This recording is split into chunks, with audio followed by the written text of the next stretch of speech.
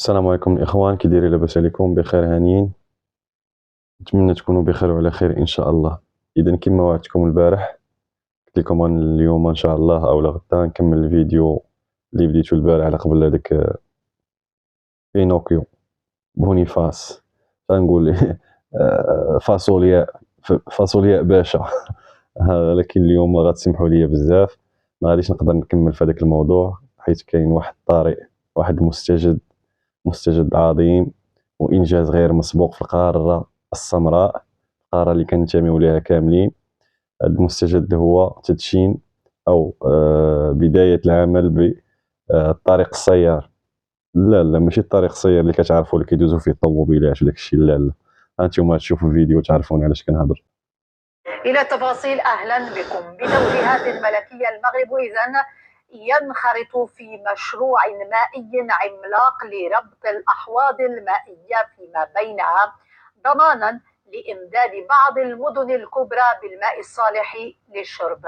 مشروع هو الأول من نوعه إفريقيا، وأتحدث هنا عن الطريق السيار المائي بطول يفوق 66 كيلومترا، يربط واد سبو بسد سيدي محمد بن عبد الله بالقرب من العاصمة الرباط، إذ ستتم إعادة توجيه 400 مليون متر مكعب من المياه سنويا.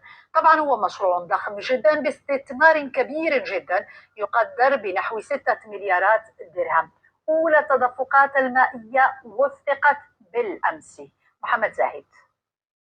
هي صور لوصول أول كمية من حوض سبو إلى حوض أبي رقراق عبر أنابيب فولاذية في إطار مشروع الربط بين الأحواض المائية بالمملكة. مشروع الطريق السيار المائي كأكبر مشروع من هذا النوع في القارة الإفريقية، ينطلق العمل به في إطار أوراش استراتيجية بهدف مواجهة تحديات قلة التساقطات المطرية خلال السنوات الأخيرة وتزايد حدة تداعيات الإجهاد المائي بالمغرب. الطريق السيار المائي سيؤمن تزويد محور الرباط الدار البيضاء بالمياه في مرحلة أولى وتزويد مراكش لاحقا، كما أن هذا الربط الاستراتيجي تم عبر مد 67 كيلومتر من الأنابيب الفولاذية لنقل المياه، وضعت على عمق 7 أمتار على طول الخط الرابط بين وادي سبو وسد سيدي محمد بن عبد الله. وكذا إنشاء محطتين لضخ المياه قادرتين على ضخ 15 متر مكعب في الثانية، ومن شأن محطات الضخ أن تساهم في تسريع وتيرة وصول المياه إلى هذا السد في إطار الشطر الاستعجالي.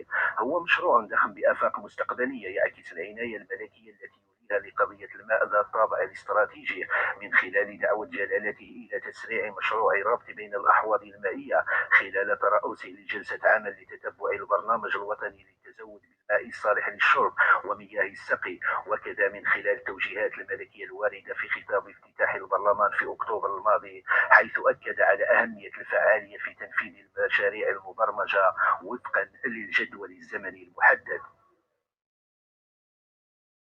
إذا كما شفتوا الإخوان، الموضوع اللي غنهضر فيه اليوم هو موضوع مهم بزاف. كما كنعرفوا حنا الأهمية ديال الماء في المستقبل وفي الحاضر. طبعا الماء ولا هو اللي غتنوض عليه الحرب. هادشي اللي كيقولوا هو اللي غتنوض عليه الحرب من بعد، هو اللي غتكون عليه الحروب. هانتوما كتشوفوا المشاكل اللي واقعه ما بين السودان واثيوبيا ومصر على قبل على قبل الماء، والمشاكل اللي كاين اللي واقعه ما بين الصين وبعض الدول المجاوره ليها لا واقعه على الماء. هادشي كلشي العالم كله دابا ولا كيتضارب على الماء. الماء ولا هو العمله الصعبه اللي كيتقاتل عليها العالم كله. والحمد لله وبفضل التوجيهات الملكيه كنشوفوا باللي الحمد لله قدرنا ننجزو ونكونوا سباقين في القاره السمراء باش نديروا طريق سيار للمياه اللي كتربط ما بين الاحواض ديال المملكه. والطريق هذا راه فيه تقريبا 67 كيلومتر، وغيحول 400 مليون متر مكعب من المياه، وغتستافد منه حاليا غتستافد منه الرباط والنواحي وكازا والنواحي. يعني راه مشروع مهم. وبشحال مقيوم هذا المشروع هذا كامل؟ 6 مليار ديال الدرهم. يعني تقريبا سمحوا لي راه ضروري خصني نهضر على الجزائر، حيت هذوك الناس راه كيجبدوني والله. هذا المبلغ هذا 6 مليار ديال الدرهم راه لا يعادل حتى النصف ديال هذاك المبلغ اللي حطوا خايب السميه في بنك البريكس بدون فائده. عطاها لهم هكاك كون جابك وراه ما عندهمش الازمه ديال هذا الزيت وديال اللوبيا وديال الكهرباء وديال الماء وديال كلشي. وحنا غنشوفوا واحد الفيديو ديال واحد التدشين داروه هما في بلادهم، وغتشوفوني علاش جبدتهم هما بالضبط. هانتوما شوفوا معايا الفيديو. السيد باغي كاس، باغيين يدشنوا شي لعيبه مهمه، اش غيدشنوا روبيني. دابا هادو ما يضحكوكش، هادو كيقول لك، هاد الناس هادو كيقول لك حنا دوله عظمى، دوله قاره، دوله عندها تاثير، عندها تاثير في اقليمي، والولايات المتحده كتشاور معاهم فيما يخص الفضاء ما كتفهموش واحد قرب شو كيدشنوا روبيني. مشروع عملاق في حضاره ملايير ديال الدولارات كيتشكل فيها روبين وزير فرحان المسؤولين فرحان الله الا كيسطيوك برا، الارض والكاميرا والميكرو قيامه، وفي الاخر شنو كيدشنوا روبيني. وجاب الله روبيني خارج فيه الماء.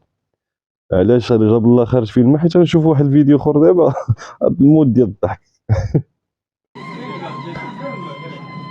الله يعز غاري. شوف شحال ديال الناس، هذا واش وزير ولا والي ولا ما عرفتش شنو، وفي اذاعه في قناه النهار، يعني قناه الجزائريه رسميه. مشاو دشنوا روبيني ما خرج منه والو. هادشي باش كيسطيوك والله العظيم، ما كيبقاو فيا وحقرب والله الا كيبقاو فيا. شوف واش كيدشن، بح الماء، عارفين هو الماء بح. لا حول ولا قوه الا بالله. مهزال والله الا مهزاله وحق الله. انت جاي كيقول لك حنا دوله عظمى، حنا دوله قاره، حنا عندنا تاثير في المنطقه، حنا بريكس قال لك باللي راه حنا ضروريين البريكس ومحتاج لينا وهذه في الاخر غادي يدشن، جيب تلفازه وجيب الكاميرات وجيب الصحفيين ووزير ولا ما عرفتش والي ولا ما عرفتش شنو هذاك والحاشيه ديالو وقيامه، وفي الاخر غيدشن روبيني، وهذاك الروبيني ما خرج منه والو، ما فيلم ما خدامش. هذه مشكله وحق الله.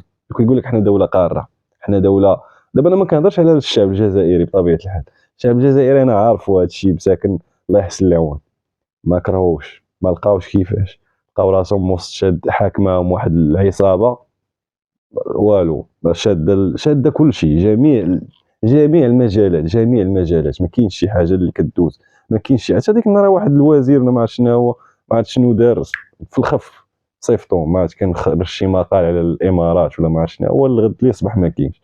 ديك النهار واحد هذيك وزير الثقافه عاوتاني دار في قناه صحفيه ولا ما عرفتش مذيع ولا ما عرفت شنو هو، قالت تلمسان دات الاصول المغربيه ولا ما عرفت شنو هو، شي حاجه بحال هكا، الغد ليه ما صبحش. راه ما كاينش، ما كيضحكوش في هذا الشيء هما والله. علاش راه كل واحد شاد الكرسي ديالو توقع ها ولا ها، راسو غيطير، بلاصتو غتمشي والله. وهذا الكتادك بونيف وهذيك عارفين حنا، راه هذيك ما يقدرش يهضر في المشاكل ديال الدوله، ما يقدرش يجبد هذا الشيء، ما يقدرش الا كنعرفوا انايا راجل وعنده وكيخاف على المصلحه ديال الشعب وعنده غير على الجزائر ولا الجزائريين، راه خصو يناقش هذا الشيي، ماشي يبدا يكذب عليهم ويقول لهم حنا راه ما عندناش هاد المشاكل وحنا راه ما عندناش ازمه وما عندناش هادي، وخارج كيخرج عيني في هذاك الفيديو، كينتقد في هذاك جوشو. والله العظيم هذا هو اللوجيك، هادشي اللي كنعرف انا. عندك غير على بلادك وبغيت ناقش المشاكل ديال بلادك اصاحبي، الغيره ديالك كترجم في هذاك الشيء اللي كدير نتايا. اشنو كدير نتايا؟ ما كيدير والو، هو كيكذب على عباد الله، كيقول لهم راه البلاد زينه، هادشي اللي كاين، والجزائر واعره وقمه، وهي راه ما كاين والو، المواطن البسيط مسكين هو اللي واكل العصا، والله ما نكذب عليك. هادشي اللي كاين، هذا هو الخدمه ديال هذاك بونيف وعداد منهم بزاف. حتى الدراجي حتى هو ولا بحالهم. الدراجي من بعد ملي كان كيجي للمغرب وكان مغضوب عليه من طرف النظام، راه كان كيجي للمغرب، ولكن ملي بدا كيكبر في العمر وبدا كيشرف وبدا عارف راسو غيشد لا وطخيط، خصو يرجع لبلادو، اشنو خصو يدير؟ خصو يشد الطريق مع النظام. اذا شنو خصو يدير؟ خصو يعاير المغرب، غير هو عارف راسو غير غيعاير المغرب غيولي مقداس عندهم، وغيولي هو الاعلامي رقم واحد، ويقدر منين يجي يعطيوه منصب وزير الثقافه ولا يعطيوه وزير شي منصب مهم، والله العظيم مريقل. ولكن هذا الشيء على انه رخيص، باغي يرجع لبلادو وباغي يصلح هذه، ولكن على حساب من؟ على حساب الشعب مسكين. عاود ما يوعي الشعب ويقول لهم راه بصح راه كاين مشاكل بحال ديك المره فاش وقع المشكل في التيرانات ديالهم، واكتشفوا باللي راه هذيك الفلوس اللي خسروها ما ترجماتش على ارض الواقع في التيرانات، والعشب غير لائق لكره القدم وهذه. وهضر على هذا الشيء حتى هذاك المدرب ما شنو سميتو كاع، المدرب ديالهم راه معروف وحق الله، ما عقلتش على سميتو كاع، واللعابه مشهورين هضروا على هذا الموضوع هذا، ولكن هما خرجوا كيقولوا شنو كاين. مؤامره مؤامره المغرب المخزن هذه صافي. هادشي اللي كيعرفوا، لا بونيف ولا داك الدراجي ولا عدد منهم، والمسؤولين ديالهم خلاص هذوك راه الا ما قالش بحال هادشي، الا ما مشاش مع هاد التيار هذا ما مشى ليه المنصب ديالو فرمشة عين. وهذا الشيء اللي كاين. اذا الحمد لله على الانجاز اللي دار المغرب اليوم بفضل القياده الرشيده ديال صاحب الجلاله الملك محمد السادس نصره الله واياده، والله ينصر سيدنا. وانا عياشي، حيت كنشوف شي وحدين في لي كومونتير كيقولوا لي انا عياش يا خويا، عزيز على بيا بلادي، عزيز عليا الملك ديالي. حيت علاش خصك تعرف علاش؟ حيت انا كنشوف الملك الحمد لله وحق الله بزاف ديال الانجازات كيديرها المغرب ودول بحال الجزائر نيت، وعندهم بترول، عندهم الغاز، عندهم كل شيء اصاحبي، راه عندهم كل شيء وما قادرينش يديروا هذه الانجازات هذه وحق الله. الطرق عندهم شبه منعدمه او لا كاينه قليله. ازمات غذائيه، حشومه صاحبي، دوله بتروليه وعندها ازمه في الغذاء، يخرج مواطن فيها يقول عندنا ما قدرتش نشري الزيت او ما قدرتش نشري حليب. راه عيب هذه. وفي الاخر كيجي يقول لك ان دوله عظمى. اعطيني اللوجيك في هذه، والله ما كتفهم فيهم والو. ولا يجي يقول لك ما لقيناش تقطع علينا الضوء. الضوء باش كيتصاوب؟ فرنسا كدير مولدات ديال الطاقه من الغاز، كتخدم مولدات الطاقه من الغاز اولا من اليورانيوم. وفي الغالب حنا في المغرب هنايا كانوا عندنا مولدات الطاقه خدامين بالغاز، كيخدموا بالغاز ديال الجزائر. فاش كانت الجزائر كتعطينا الغاز وكيدوز لاوروبا وكناخذوا منه واحد النسبه حنايا على قبل كضريبه على المرور ديالهم من المغرب، كنا كنخدموا بهذيك الغاز، كنحولوه الى طاقه وكنخدموا بها حنا. فما بالك نتوما ارض الغاز وعندكم مناطق ما فيهاش الضوء اولا كيتقطع فيها الضوء؟ عيب والله حتى عيب. علاش ما تهضرش على هذا الشيء السي بونيف؟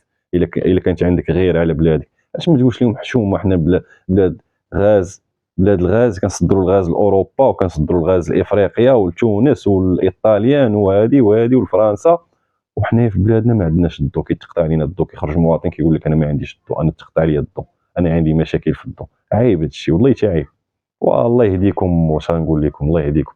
الله يهديكم. هذا الكلام موجه خصوصا لهاد الاعلاميين او الاعلاميين ديال واد الحار وحق الله. هذا هو الكلمه اللي قدرت نوصفهم بها، واعلاميين ديال الصرف الصحي. وشكرا الاخوان على الدعم ديالكم. وكما قلت لكم راه مازال غندير فيديو على قبل هذاك السي بونيف وغنوريه مزيان. قال لك حنا ما عندناش طوابير، حنا ما عندناش ازمات، هذاك الشيء مرفق. حنا غنجيبوا هذاك جوشو باش يجي يصور، ولا لقى شي طابور ولا لقى شي حاجه غياخذ بريم. انا نوريك الطوابير ونوريك شنو درتو مع الاعلاميين اللي عرضتو عليهم وخلصتوهم، وفي الاخر وليتو كتضغطوا عليهم باش يسحبوا الفيديوهات من شوهوكم بداك الشيء اللي كاين. ما جابوش شي حاجه من عندهم هما وسقوا فاضحينكم. المهم للحديث بقيه، ونتلاقى في فيديو الجاي ان شاء الله. شكرا.